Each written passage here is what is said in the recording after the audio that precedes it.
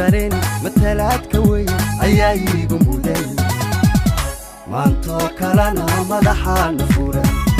nafuran anaga madaxa nafuran salaamullaahi calaykum waraxmatullaahi wabarakaatuh wacan oo wanaagsan dhammaantiinba meel walba aad joogtaan waa mar kale iyo barnaamijka daacad iyo toddobaadka gobolka barnaamijka daacad iyo toddobaadka gobolka waxaynu ku soo qaadanaynaa musharaxiinta ugu taageerada badan marka la eego gobolka waqooyi bari musharax siyaad ingamiya oo ka mid ah musharaxiinta u loolamaya gambarka deegaanka waa gambarka countiga Garissa ee MP ayaa dhankiisuna markaasina barnaamijkeenu ku soo qaadanaynaa waxaanu sidoo kale ku soo qaadanaynaa musharax faarax macalin dabaara oo ka mid ah musharaxiinta u loolamaya gambarka MP ee deegaanka Dadaab sidoo kale barnaamijka ayaan ku soo qaadanaynaa MCA Maxamed Aboow oo asaguna mar kale u loolamaya gambarka deegaanka Dadaab waxaanu sidoo kale ku soo qaadan doonaa musharax MCA deegaanka Labasiga leh Maxamed Sheekh oo barnaamijkeegu qayb nagala noqon doono inta barnaamijkeenu ku guda jirno dhanka fariin qoraaleedka ayaad nagu soo gaarsiin kartaa musharaxa isagoo loolamayo waxaad ka doonayso iyo weliba waxqabadka marka la eego musharaxiinta ballanqaadyada ay sameynayaan ma yihiin kuwa ka dhabeeya marka ay iyagu xilka ku guulaystaan barnaamijka ayaad kaga bogan doontaan musharax weliba waxyaabaha uu danaynayo in bulshada uu qabto ugu horeyn waxaan ku soo dhaweynayaa siyaad ingamiya kadibna waxaan ku soo dhaweynayaa musharax MCA Labasiga leh Maxamed Sheekh barnaamijka ayaad idinku dabcan aad kaga bogan doontaan waxa barnaamijka si toos qadka telefoonka iyo waliba qadka Skype-ka ugu jiraan musharaxiin kala duwan iyagu ka kala taagan gobolka waqooyi bari Kenya ilaa iyo magaalada Nairobi ee caasimadda waddanka Kenya inuu haatan markaasina si toos barnaamijka kaga soo tabinayno inta markaasina subaxay u tahay waxaan hawada ka leeyahay subax wanaagsan inta markaasina haween ay u tahayna waxaan leeyahay haween wanaagsan ama haweenku dabcan ha idin wacnaado ugu horeyn waxaan ku soo dhaweynayaa musharax ingamiya oo asagu loolan adag ugu jiro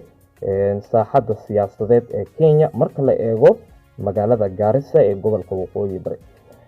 sidoo kale barnaamijku waxaa qadka telefoonka ku jira musharaxa asaguna u loolamayo gambarka MCA deegaanka Labasiga leh Maxamed Sheekh ayaa asaguna qayb ka ah barnaamijka waxaana sidoo kale idinkuna aad markaasna aad dhageysan doontaan musharax waliba wuxuu doonayo in uu bulshada u qabto bulshadana inkastoo ay yihiin kuwa musharaxiinta qarashaad ku doorto musharaxiinta inkastoo laga doonayay bulshada in ay markaasna ay codkooda unqura ay igu weydiistaan ma tahay in markaasna musharaxa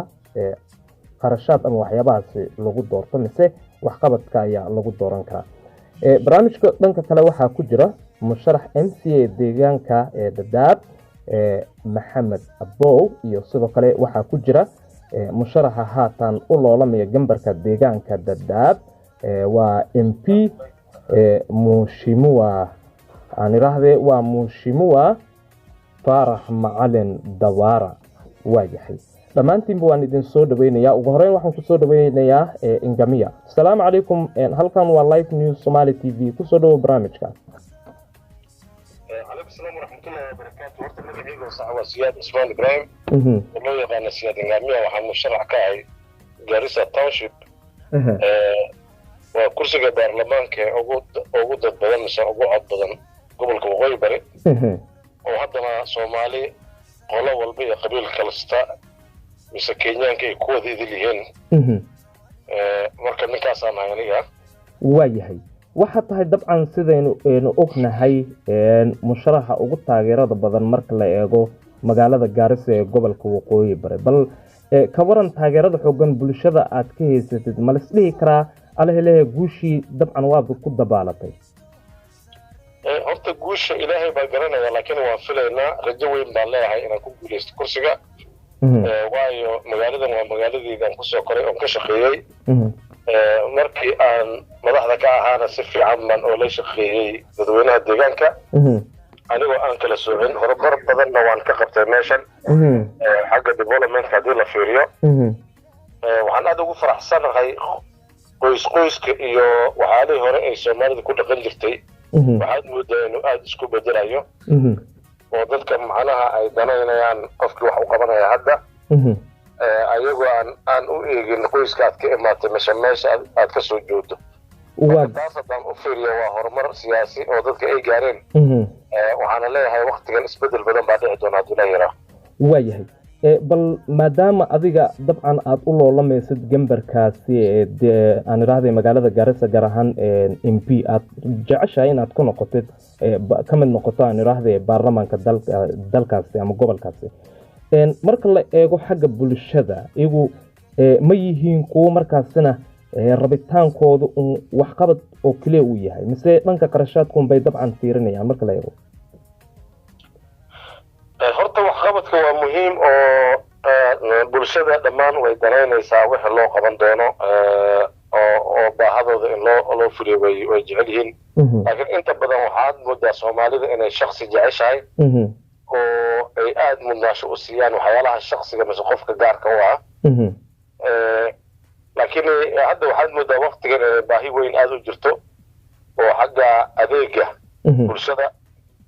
sida haddaan fiirino dhibaatada ugu weyn waa nabadgelyada magaalada Garis oo dhawaanahan dhibaatooyin badan ka dhacaan oo qalqal geliya waxaa jirta arrinta biyaha oo ayagana biyo la-aan baaha weyn ka jirta xagga biyaha caafimaadka iyo xagga tacliinta oo macallimiintii kala badi ay iskuullada ay joogin oo loo baahan yahay markaas in macallimiin loo raadiyo marka haddaad isku miisaanto baahada caamka ee dadka u dhaxayso sida adeega bulshada iyo amniga ugu badan baahadooda hadda waa gartay marka hore halka marka adigu loolanka aad ku jirtid rag baa ka horeeyay kuwaasi bulshada badankood iyagu u sameeyay balanqaadyo kala duwan markii iyagu ay loolankii hore ay ku jireen balanqaadyadaasi inkastoo qaar uu dhabooway inta kalena bulshada ay sheegayaan in ay weli aysan fulin marka ma is leedahay balanqaadyadaasi bulshada hore loo sameeyay iyo kuwa kaleba adigu haatan aad jeceshahay haddii bulshada markaasna aad guusha hanato waad samayn kartaa ama waxyaabo badan ayaad ka bedeli kartaa horta balanqaadyada la sameynayo waxaa loo baahan yahay inay yihiin waxyaalo macquul ah laakiin waxaa iska dhacdaa dadka aan siyaasadda khibradda u lahayn mise ku cusub waxyaalo aan dhici karin inay iska ballanqaadaan oo maaragtay aan la gaari karin wayna dhacdaa laakiin aniga khibraddan u lahay waan ka soo shaqeeyey dowladna waan ka shaqeeyey siyaasina waan ka shaqeeyey marka waan cabiri karaa wixii aan qaban karo iyo wixii aan qaban karin waxyaalihii hadda aan ka dhawaajiyey waa waxyaalo aan hadda ka hore soo qabtay bise hadda ka dambe aan isle waad qaban doontaa waxaa dhacdaa waktiga badan inay siyaasiga qaar mala habaabin ay iska sameeyaan ayagoo le doorasho aad ku heshid laakiin waxaan ognahay annaga meesha marti kuma nihin dad deegaanka ku dhashay baan nahay gartay marka doorashadii haddaan heliyo haddaan waynaba bulshadu maan dhex joogi doonaa marka munaasab ma aha inay dadka waxaan dhici karin loo sheego laakiin waxaan ognahay wixii suurtagal oo ninka mudanaha baarlamaanka uu qaban karo waanan garanayaa wixii uu qaban karin marka weli ballanqaad ma samaynin ka baxsan waxyaalihii aan u maleeyay waa gartay marka mararka qaar dabcan waxaa dhacdaa in bulshada iyagu qaarkoo la leeyahay hataa labada qofood ama qoyska wada jooga ay ku kala aragti duwan yihiin ninba musharaxu uu taageerayo haddana mararka qaar ba dhici karaane in khilaafyo ama dagaalo uu qoyskaba uu dhexmaro soo siyaasiyiinta ayaa sabab u leh ma lis dhihi karaa arrintaas oo kale way dhici kartaa dad waxaa jira dad fikrad ahaan iska liitaa jira oo siyaasi ah oo markay wax doonayaan rabaan inay hab qabiil kusoo galaan waana arrin khatar weyn keeni karta waddanka oo hadda ka hore khatar weyn noo keentay waad ogtahay sidii 2007 waddanka dagaalkii ka dhacay hab qabiili ayuu ahaa oo siyaasi ka yimid laakiin waxaad moodaa in Garissa haddaan fiiriyo magaalada Garissa isbedel weyn inuu jiro hadda dareenka jira waxaa weeyo baahidii baa ka badan waxyaale fikradii qoyska iyo hoos ahaan dadka laisku diray baahidii baa ka badan mar hadday isbitaalada caafimaadka ay xiran yihiin hadday biyo jirin haddii nabadgelyadii gabaabis ay tahay oo ومارتي دولكي iyo wax la isku dagaalayo haddii madaxdii la doortay ay in la dareemaynin ayagoo ka hadli laakiin mise arrinta tilaabo ka qaadayo waxaad moodaa dadka hadda inay fursad cusub inay doonayaan oo fikradii hore ay ka baxsan yihiin ay leeyihiin annaga reer gaarisaan waxaa ka mid ah xaafadaha markaan tago ewel qoys baa lala kulmi jire hadda dhammaan xaafadihii oo isku dhex jiraan la hadlaa marka sidaa haddaad u fiiriso waxaad leedahay dadka fikradooda way soo kobcday waxaan isleeyahay way garanayaan dhibaato meesha ka haysato waayahay soo marka ma lasdhihi karo maadaama aad tahay musharax u loolamaya gambarka haatan adigu aad danaynayso haddana musharaxiinta inta badan sida la leeyahay waxay sameeyaan taleefoonada oo kale dadka kama qabtaan oo haddana inta badan bulshada aad bay cabashooyin kala duwan arrintaas uga muujiyaan laakiin adigu gaarkaa waad ka duwan tahay sida iyagu aragtidooda ay tahay waa sida iyagu hadalka dabcan u dhigeen in markaas aad ka duwan tahay taleefoonyadii oo kale bulshada oo aad u danaysid oo waxyaabaha ay jecel yihiin aad si toos ooga dhegaysatid bal waad ka duwan tahay arrintaas oo kale ma lasdhihi karaa maxaana sababay haddii aad ka duwan tahay horta waxaa weeye ninka mas-uulka ah mise madaxda siyaasiga waa inuu dulqaad leeyahay dad badan oo kala duwan baa kusoo wacayaa maalinkii ciiddii waan galabtii waan xisaabay inta telefoon ay iisoo gashay 423 bay ahaayeen aad weyn marka dib ugu noqdeen hal qof wuxuu iisoo diray 28 jeer sidaa haddaad u fiiriso aad bay u adag tahay sida telefoonada kudigood loo qabta laakiin waxaa munaasab ah marka nin arrintaasi sameeyey oo kale soo marsdhihi karo haddii waxyaabo badan wuu ka bedeli karaa bulshada maadaama adigoo xafiiskii aadan weli gambarka ku fadhiisanin oo aad sidan u daneynaysid haddii aad dabcan guushana aad hanato waxyaabahaasi kuwa ka badanba waad samayn doontaa horta soomaalida waxay jeceshahay ninka madaxda kore inay la hadasho ninka madaxda adeegayaal buu leeyahay sida personal assistant iyo dad kaaliyaal buu leeyahay laakiin soomaalida waxaa ku adag dadka hoose inay la hadlaan qof walba oo soomaali wuxuu jecel yahay qofkii madaxda ah naftiisu inuu la hadlo taas haddaad u fiiriso horta waxay noqonaysaa inaad maalin dhan adoo waxba kala qabanin telefoon aad u fadhido laakiin wixii macquul ah oo suurtagal baan samaynaynaa dadka muhiimkeeda telefoonka kusoo celiso markii aad waqti hesho kuwana marka hore inaad ka qabato laakiin muhiimadda telefoon keli ma aha muhiimadda waa niyasami oo adiga maaragtay fikradaada ay tahay inaad dadka wax u qabato laakiin aad ahayn qof shaksi ah mar badan waqtiyaashan waxaa iska dhacdaa mudanayaasha mise dadka la doortay inay yihiin dad danaynaya dantooda shaksiga oo waqti badan ku lumiyo sida hadda caadiga kenyada kale waxaa weeye mudanaha xafiis buu leeyahay oo constituencyga uu ku leeyahay maalmo la helo oo xafiiskaas uu ka shaqeeyana way jirtaa laakiin waxaad moodaa gobolka waqooyi bari isuu u badan yahay mudanayaasha inay xafiiska tegin oo xafiis aan lagu arkin marka guryaha iyo meelo kale laga raadiyo marka taasna waan bedeli doonaa ilaa yaraa waayahay weli qeybaha dambe ayaynu markaasna kusii saqeynaa bal qadka igu jir waxaan taas u aadayaa halkani waa live news somali tv live news somali radio si toos ula soco barnaamijyada iyo wararka dhaxalgalka ee ka baxaya warbaahinta waxay kaaga soo dhidindidinayaan gunta hoose badda ku taageer aragtada una raarici degaha live news somali tv warbaahin wacan ee loo bogay bal ka baran maxamed waake deegaanku ku dhashay waxqabad ceenkee ayuu muujin karaa maxamed sheekh waa nin ka soo jeeda gobolka waqooyi bari khaas ahaan gaarisa ku dhashay ku barbaaray ka waxbartay gaarisa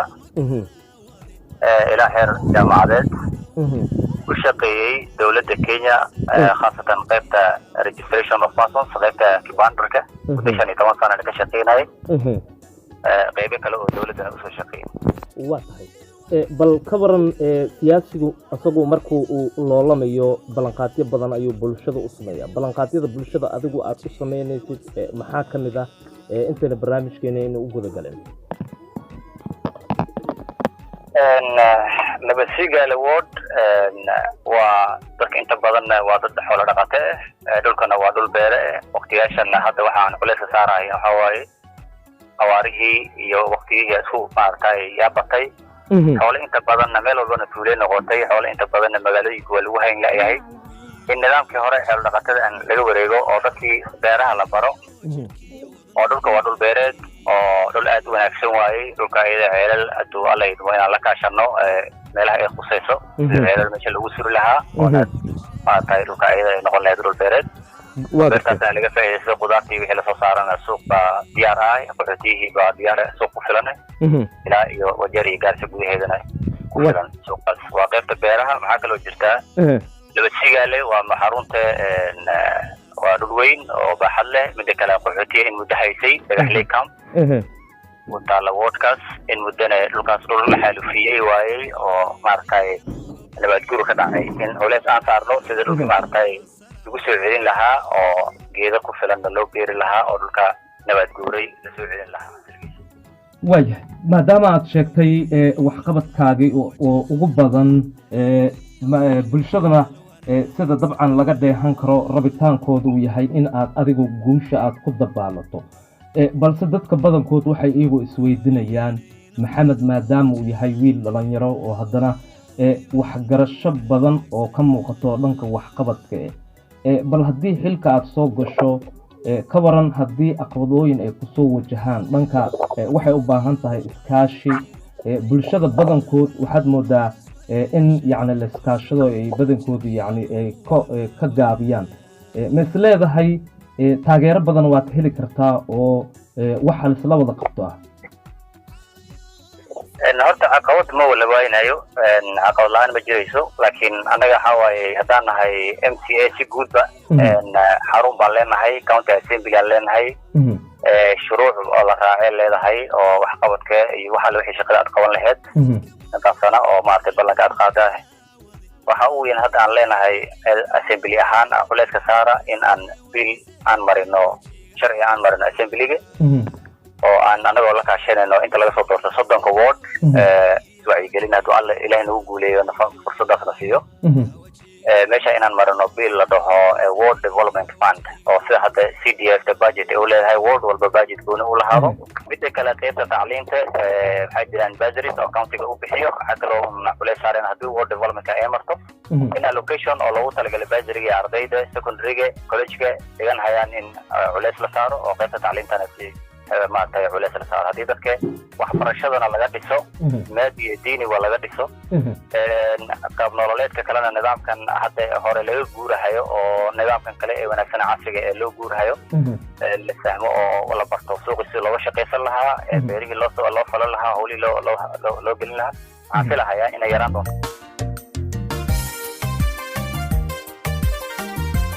musharax MP asaguna u taagan countiga Garissa ee gobolka Waqooyi Bari mudane aad baan ku salaamayaa mar labaad ugu dambeyntii bulshada ku dhaqan guud ahaanba Garissa iyo waliba nabaaxiyadeeda oo aad isleedahay codkoodii goobtaasi ama meelahaas oo kale ayaad ka heli kartaa fariinta ugu dambeysay aad u diraysid maadaama xilliga codbixinta ay nagu soo food leedahay bismillah aniga miya aad weyn ha bismillah horta waxaan leeyahay doorashadan waxay muhiim u tahay dadweynaha inay muujiyaan xuquuqdooda ay dhiibtaan waxaana ka dhiban 10 beri oo qura aad weyn waxaan rabaa inaan ku yiraahdo dadka Garissa Township fursad qaali weeye fursadan inay ka faa'iideystaan waa fursad loogu talagalay inay hogaamiyaan iyo dadkii hogaamin lahaa mise mathal lahaa ay doortaan waxaan rabaa inaan kala hadlo xagga qoyska iyo qabiilaysiga oo annaga waqti badan dib loo celiyo waxaan leeyahay Garissa qabiil ma laha waa magaalo madaxda Soomaalida waa magaalo u baahan qof hayin ah qof khibrad u leh inuu hogaamiyo gartay qof cadaalad ka talin karo oo dadka isku meel marin karo nacam aniga waan u soo shaqeeyey dadka Garissa ama meelka Garissa waxaan ahaa ninkii u hagaajiyey gawaaska company-ga biyaha oo waqti badan ay ku moodeen oo si fiican biyo uga heleen waxaan wax ka qabtay waqtigeyga arrinta suuqa iyo jidadka iyo hadday noqoto shaqaalaynta dhalinyarada waxaan codsanayaa marka inay soo doortaan sifa aan ugu shaqeeyo anigoo meeyarkoodii hore ah waxaana ka ballan qaadayaa inaan arrinta nabadgelyada aan xallin doono hadduu ilaahay yiraahdo arrinta biyaha iyo caafimaadka arrinta tacliinta oo xagga mucalimiinta suuqyada oon tilaabo ka qaadi doono suuqan magaalada oo markii la arkaba laga gubto waxaan kaloo leeyahay magaalada ganacsi bay u baahan tahay si fiican waxaadna moodaa jidadkiina aad ay ugu xun yihiin oo cariiri ay yihiin marka infrastructure iyo jidadkana waxaan rabaa inaan wax ka qabto laakiin guud ahaan waxaan rabaa dadka reer Gaaris inaan mideeyo waxa loo yaqaana antiterror bill-ka oo baarlamaankii hore laga mariyay 2015 mudanayaasha Gaaris laga soo doortay ay mariyeen dadka annaga cadaadis aad ugu hayaa marka waxaan ballan qaaday inaan ka daba tegi doono aan sharciga asaga aan wax ka bedeli doono asagana hadduu ilaahay yiraahdo si fiican marka waxaan ilaahay ka baryayaa magaaladan inay midnimo hesho inay nabadgelyo hesho inaan biyo iyo bashbash iyo baraari aan ku noolaano marka waxaan codsanayaa midnimo cod baan weydiisanayaa dadka reer Gaaris dhammaan waxaan leeyahay sidaas iyo nabadgelyo وهجاك أدبر ما سنتهي سيد قروح بدن برنامج واد أدينا أدينا قيب قشي دقيستيال داوديال ومشرح وقتها غير بدن مركلايكو قبل كوقوي بريق جاريسا مشرحين تن برنامج كينو كسو قادني وقوة وقتها غير بدن مركلايكو حق الساحة السياسية قبل كا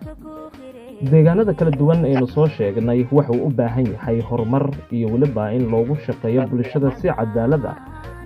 dhanka kale bulshada ayaa iyaguna waxay daneynayaan musharaxiintu in ay u shaqeeyaan si daacad oo ka duwan musharaxiinta kale musharaxa markaasna dabcan sida aan soo xusay ingamiya wuxuu ka mid yahay مسؤولينta iyagu xilalka kala duwan waa xilalka hoose ee ka soo qabtay deegaanada Gaariso iyo waliba inta ku teedsan sida barnaamijka markaasina aad ku maqasheen wuxuu inoo sheegay in markaasi uu qayb dhexaad ka qayb qaatay dhanka biyaha countiga Gaariso ee gobolka Waqooyi Bari bulshada Soomaaliyeed ee ku dhaqan Gaariso iyo waliba nabaxiyadeeda ayuu ka codsaday in taageero xooggan ay iyagu dhankooda u muujiyaan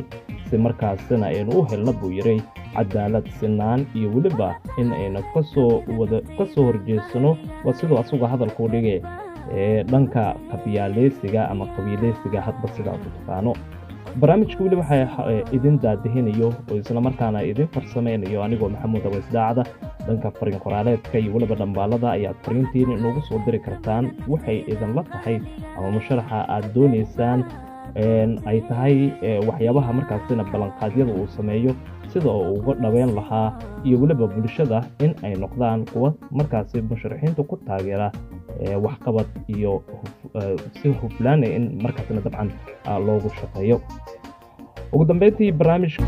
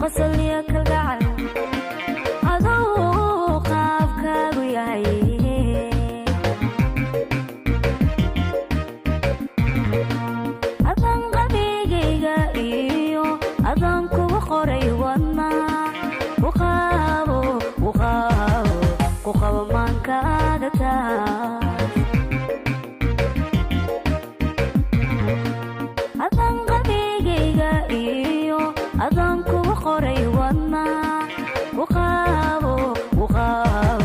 وقاو مانكا دتا